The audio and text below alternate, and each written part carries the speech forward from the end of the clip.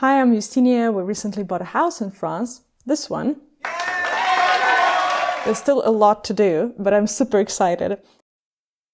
This video is about how to use Google Maps to make your house hunting efficient, fun, and to save you time and energy and money. The first tip is to use search strategically. Ask yourself what's important to your lifestyle and make a list. And then discuss this list with your partner or your family. Make a joint list of priorities. Unless you're buying your house by yourself, of course.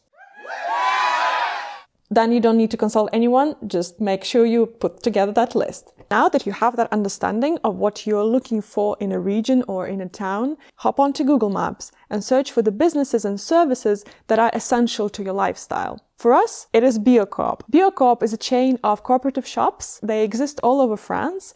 They sell organic food that is produced locally. We've gotten used to doing our shopping at a Biocoop and we didn't feel like giving that up. Plus, if there is a Biocoop in a town, it tells me that there are other people like me, people who care about what they eat, people who want to support ethical brands, people who like slow living. And it means that I might be able to find my crowd, my people.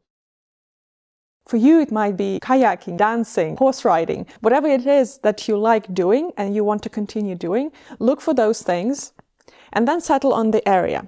Now that you've decided what is essential to your lifestyle and you've kind of zoomed in on the areas that you like, that you think might work for you, it's time to look for properties that fit your budget. You don't want to fall in love with something that you can't really afford.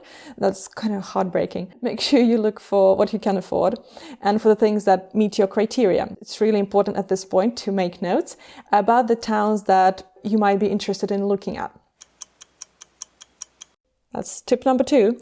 Use Street View to avoid unnecessary travel. If you're like us and you want to live in a small French town or even in the countryside,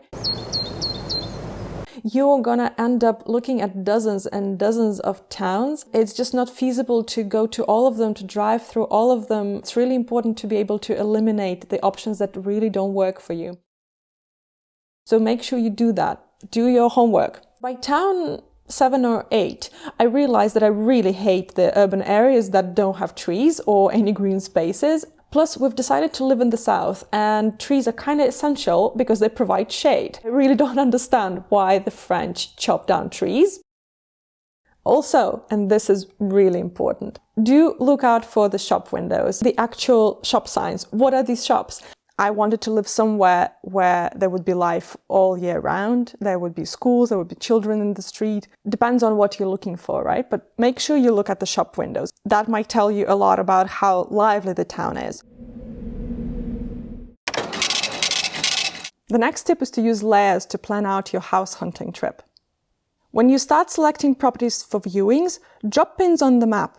Make sure you add all the key information, the price, what you liked about the property, what you didn't like about the property, which criteria it meets, which criteria it definitely doesn't meet. Because after a while, it all becomes a blur and you want to make sure you remember what this house is, even without looking at the actual ad and looking at the photos. Now that you've lined up your viewings, hopefully you've done that by now, you've contacted the real estate agents or the people themselves, you set a date, and now it's time to plan your route.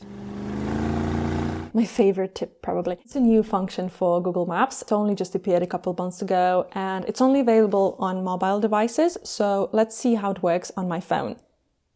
So let's replicate our route. We rented a car in Toulouse and we were going to Pamiers. That was our first stop. You see how when you go to directions, choose car, it gives you multiple routes, right? In this case, 2. One of them has a green leaf next to it. If you tap it, it tells you how much gas is going to save you. It's a relatively new feature that I really, really like. Basically, what the app does, it looks at the terrain, it looks at the speed limits, it looks at traffic features, and it tells you which route will be greener. By greener, I mean it will save you fuel or electricity if you have an electric car. In my experience, these greener routes never take you on the toll roads. It makes sense, right? Driving at 130 around France, that's the speed limit on toll roads in summer, isn't the most efficient way to use fuel. So it saves you fuel and energy and money, but it also saves you money on tolls. You end up taking country roads that are free, but you also end up seeing more of the country, which is a very important part of house hunting.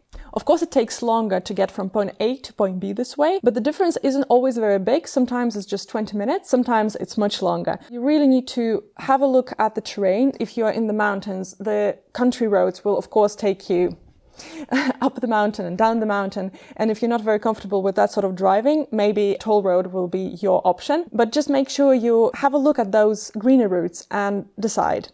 And now it's time for your tips. Add the tips that I've missed in the comments below and let me know if you've learned anything useful about Google Maps and house hunting. And I'll see you in the next video.